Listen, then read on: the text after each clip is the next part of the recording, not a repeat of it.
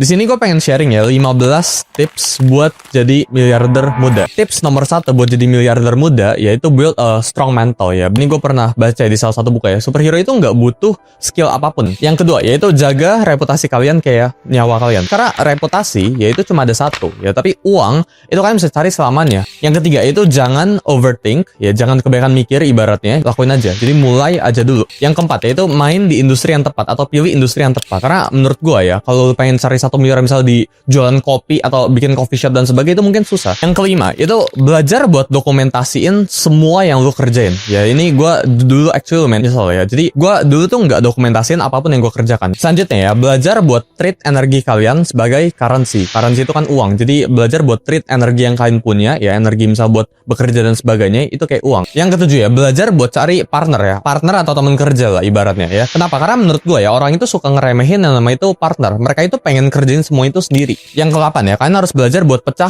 3 pertemanan kalian. Pertama yaitu mentor ya, jadi kalian harus cari yang namanya itu mentor, people to look up to. Jadi kalian bisa tetap ambisi ya. Yang tengah, yang kedua yaitu teman, yang sangkatan, yang seperjuangan lah ya, yang satu level karir sama kalian. Terus yang ketiga yaitu mentee ya, orang yang kalian bisa ajarin. Selanjutnya ya, kalian harus belajar buat fokus bangun di satu stream income dulu ya, sebelum pindah-pindah ke yang lain. Ya ini gue sebutnya sebagai T-shape skill. Ini gue sering banget udah sebut. Jadi ketika kalian bangun skill atau bangun karir, itu nggak pindah-pindah. Selanjutnya ya, belajar buat ngerti finance sedikit. Ya karena menurut gue udah sering banget bilang ya, finance itu endgame dari segalanya. Yang ke-11 yaitu jangan takut waktu kalian habis. Karena ketika kalian masih under 1 miliar ya, waktu atau resource yang kalian paling baik yang kalian punya itu waktu justru, bukan uang. Yang ke-12 itu belajar buat bangun sesuatu yang bisa di-scale. Ya jadi jangan cuma bangun sesuatu yang nggak bisa di-scale. Yang ke-14 ya, yaitu semua orang yang sedang berkarir pasti ngalamin yang nama itu kesepian. Jadi kalian tuh pasti nggak relate sama teman-teman kalian ke depannya. Oke, dan terakhir ini yang ke-15 yaitu belajar